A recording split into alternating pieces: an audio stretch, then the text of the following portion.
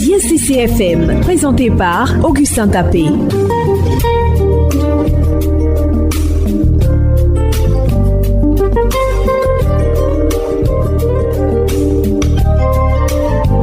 L'inclusion des femmes à la gestion des questions sécuritaires dans la région du Bunkani, au nord-est de la Côte d'Ivoire, c'est le centre d'intérêt de cette interview.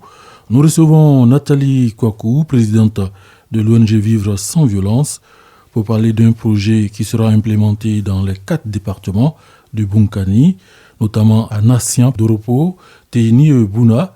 Ces départements font face à l'insécurité et à l'extrémisme violent. Quel est le niveau d'implication des femmes dans la réponse à l'insécurité et aux conflits communautaires dans cette région? C'est la principale question que nous allons poser à notre invité. Bonjour Kwaku Nathalie. Bonjour M. Augustin Tapé. Alors avec vous, on l'a dit déjà, vous êtes la présidente de l'ONG Vivre sans violence. Est-ce que vous pouvez nous présenter cette ONG? L'ONG Vivre sans violence est une organisation qui a été créée en 2018 et qui travaille essentiellement sur les questions de violence institutionnelle, violence interpersonnelle et sur toutes les questions de genre et diversité. Et donc, dans cette mission-là, nous travaillons à ce qu'il y ait une démocratie participative, une gouvernance inclusive avec un point de mire sur la participation, la présence, l'implication des femmes dans toutes les structures, sphères de prise de décision au niveau national et au niveau local. Voilà, donc je rappelle là, le thème de cette interview, l'inclusion des femmes à la gestion des questions sécuritaires dans la région de Bunkani. Et nous allons essayer de montrer comment le projet va susciter l'inclusion des femmes à la gestion des questions sécuritaires dans cette région. Alors, inclusion des femmes dans les mécanismes formels de réponse à l'insécurité et aux conflits communautaires dans la région du Bunkani par la formation, la communication et la capacitation à la prise de parole des femmes. Ça, c'est l'intitulé du projet. C'est ça, exactement.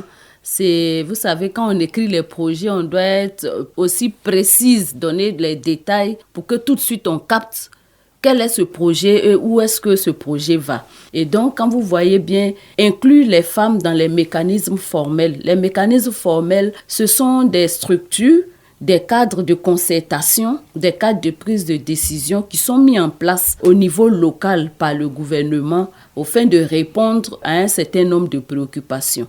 Et donc, dans le cas spécifique, c'est ce qui concerne tout ce qui est terrorisme, extrémisme violent, radicalisme et le gangstérisme dont nous avons connaissance dans la région du Bunkani. Donc on retient déjà que la question du mécanisme formel, ça existe déjà sur le terrain pour apporter des réponses à l'insécurité et aux conflits communautaires. Mais quelle est la présence des femmes? On va en parler, mais déjà parlons de la présence des hommes dans ces mécanismes-là. On sait que le gouvernement a mis en place un certain nombre de comités pratiquement dans toutes les régions, spécifiquement dans la région du Bunkani. Et ces comités-là, qui sont des comités de sécurité, ces comités-là ont une composante qui devait être représentative donc de la diversité de sexe, on va le dire, et de genre dans les localités.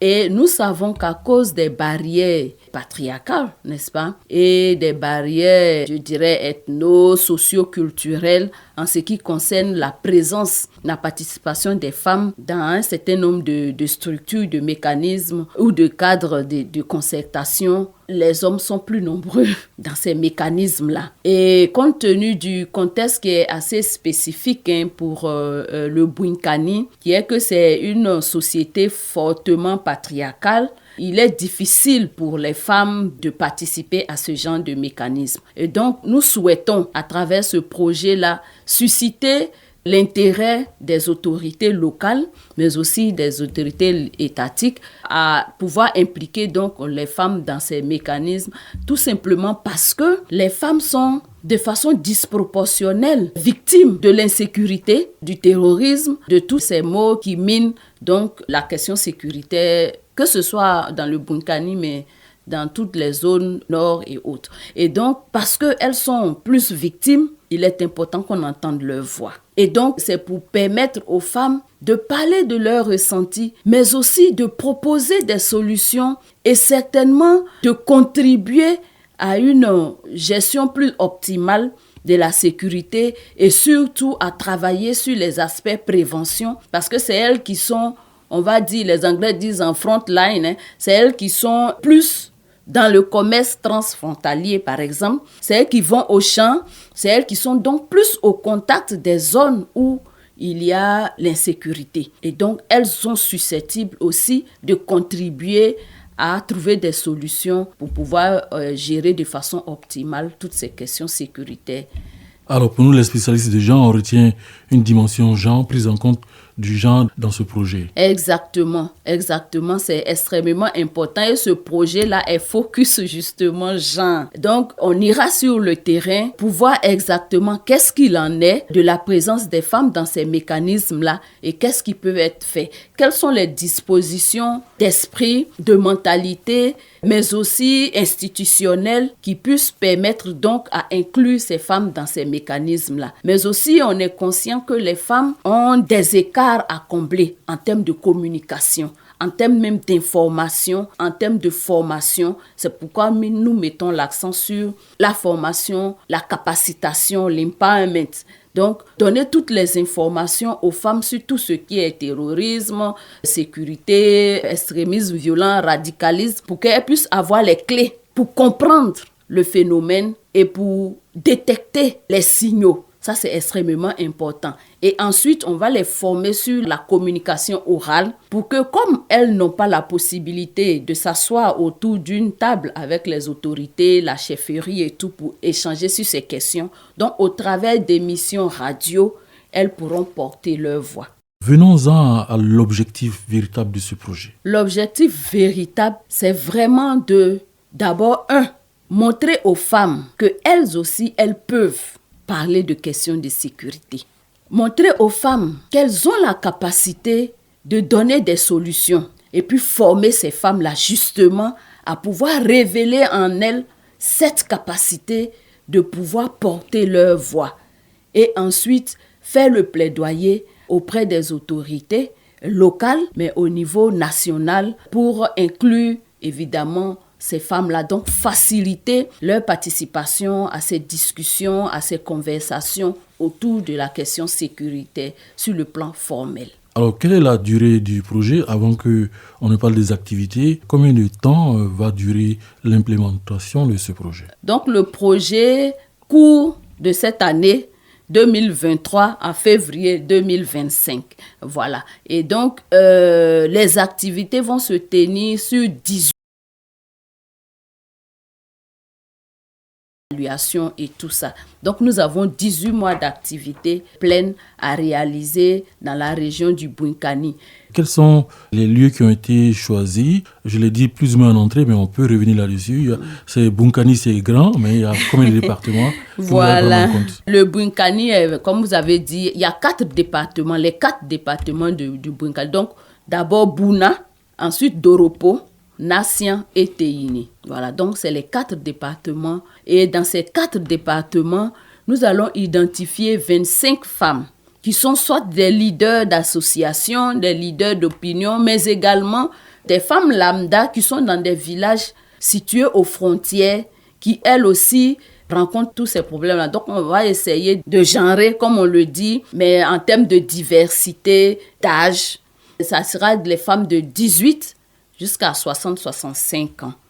Et donc, il y a le chef-lieu de département, mais il y a aussi les villages qui sont aux alentours.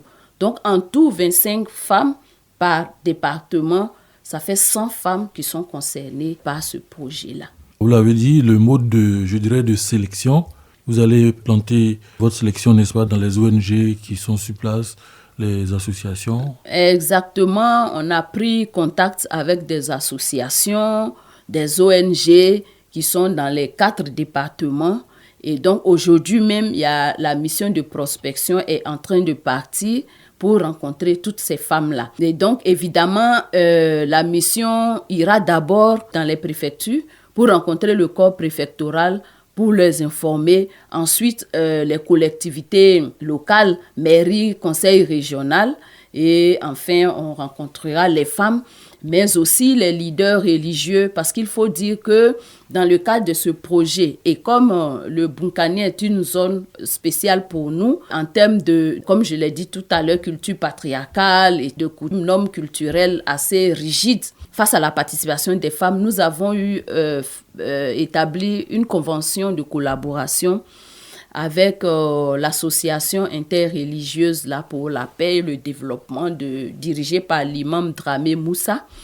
Et donc, c'est cette association, à travers son président, qui va nous faciliter la rencontre avec les guides religieux, les chefs de communauté, au fin de ce qu'on puisse travailler facilement avec les femmes. Et donc, la mission, c'est une mission conjointe qui est en route. Les bénévoles de VSV, donc de Vivre sans violence, et un bénévole de l'association de l'imam Dramé. Voilà, justement, vous avez parlé des cibles. D'abord, les cibles directes sont les femmes. On aura 100 femmes de façon globale dans les 4 départements. C'est ça. Et puis, il y a aussi que vous avez parlé des leaders religieux. Qu'est-ce que vous attendez de ces autres cibles-là, notamment les leaders religieux? Vous savez que dans la région du Bunkani, il y a une forte influence de la religion et surtout la religion musulmane. Et l'étude de cet environnement communautaire, on va le dire, a démontré que on ne peut pas faire grand-chose, nous, en tant qu'ONG, toucher les populations, toucher surtout les femmes, sans d'abord sensibiliser et faire le plaidoyer auprès des guides religieux. Et donc, c'est important pour nous de porter l'information de ce projet-là aux guides religieux pour qu'eux, ils puissent faciliter la participation des femmes. En, évidemment, parlant aux chefs de communauté, mais en parlant aussi aux chefs de famille qui sont les époux de ces dames qui doivent participer au projet. D'accord. En aparté, tout à l'heure, vous nous avez dit que vous allez organiser une conférence avec un leader religieux connu sur place là-bas. Alors justement, est-ce qu'on peut dire que cette activité-là fait partie de la panoplie, n'est-ce pas, d'activités que vous avez choisies? Question, quelles sont les principales activités à mener concrètement sur le terrain? Voilà. Donc, les principales activités sont, donc, la première activité, évidemment, c'est la mission de prospection que nous sommes en train de faire. Et ensuite, nous allons ouvrir la série des activités terrain à l'attention des bénéficiaires, mais des cibles, donc des parties prenantes avec cette conférence-là qui sera animée par l'imam Dramé Moussa, qui est à la mosquée Fatma Zahra de Grand Bassam, mais qui est président donc de cette association interreligieuse pour la paix et le développement en Côte d'Ivoire. Et donc, il fera cette conférence-là à l'attention de tous les guides religieux des 4 départements, des chefs de communauté, des chefs de famille, mais également des autorités administratives locales, des autorités politiques qui seraient dans la région ce jour-là, et puis des organisations de femmes, pour déjà porter cette information-là. Ensuite, nous allons commencer la série de formations de ces 100 femmes-là. Nous avons 3 formations à faire avec elles. Après cette formation, nous allons maintenant les coacher sur comment participer à une émission radio sur les thématiques. Et nous aurons une grande conférence internationale qui aura lieu à Yamoussoukro et qui sera animée par professeur Marie-Joëlle Zaha, qui est professeure à Montréal. Et elle parlera évidemment du thème principal du projet, mais surtout avec un accent sur l'implication des femmes dans toutes les questions de sécurité, donc femmes, paix et sécurité en Côte d'Ivoire, dans la sous-région et dans le monde. Voici les grandes articulations de notre projet. Et vraiment, ce projet-là, il faut que je le dise, je ne l'ai pas dit au début, est financé par le gouvernement du Canada sur les fonds de FCIL 2023-2025.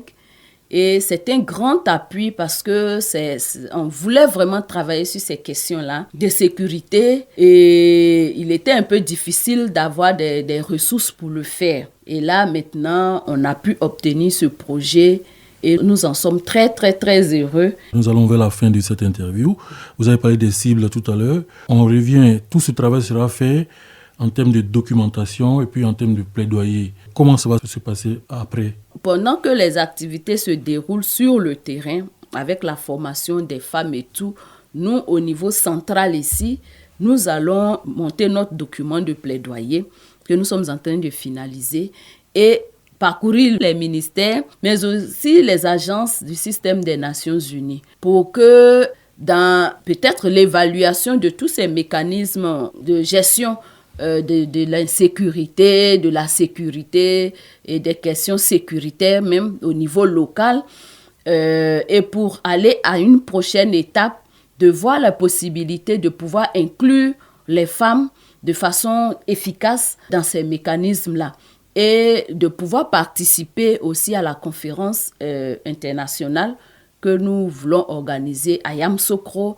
pour aussi donner la ligne directrice de l'État de Côte d'Ivoire dans la gestion donc, de la sécurité dans les frontières et les attentes du gouvernement vis-à-vis des femmes dans ces questions de prévention surtout, de ces questions de terrorisme et de l'extrémisme et de la population en général. Et donc ça, c'est un plaidoyer que nous ferons au niveau central ici. Et nous savons que par le Conseil national de sécurité, il y a des modules de formation et de sensibilisation qui ont été conçus.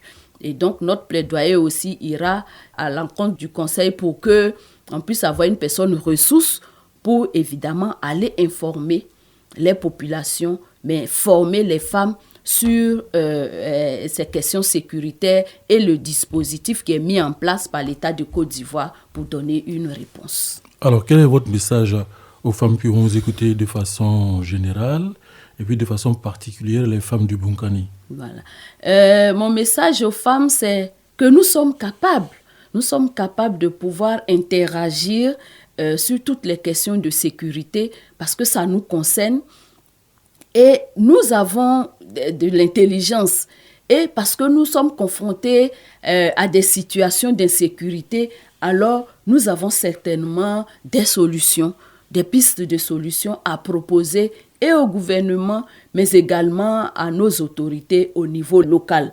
Et donc, au travers de nos ONG, de nos associations, il est bon que nous puissions approcher les autorités au niveau local et au niveau central pour proposer ces solutions-là et proposer même nos services dans ces mécanismes-là. C'est le même message au niveau des femmes du Bunkani, des 4 départements. Qu'elles se tiennent prêtes, les équipes sont déjà en train d'aller à leur rencontre pour pouvoir contribuer efficacement à ce projet, mais aussi prendre les dispositions pour assister aux différentes formations et aux émissions radio. Nathalie Kouakou, merci d'être venue. Merci beaucoup, M. Augustin. Je rappelle que vous êtes la présidente de l'ONG Vivre sans violence et il a été question dans cette interview de votre projet qui sera implémenté dans les 4 départements du Bunkani au nord-est de la Côte d'Ivoire. Ce sont les départements de Nassian, Doropo, Téini et Bouna. Ces départements, on l'a dit en entrée, font face à l'insécurité et à l'extrémisme violent. Le projet met l'accent sur l'inclusion des femmes à la gestion des questions sécuritaires dans cette région. Merci de nous avoir suivis et à bientôt sur ISTC FM, la radio du développement. Entretien d'ISTC FM, présenté par Augustin Tapé.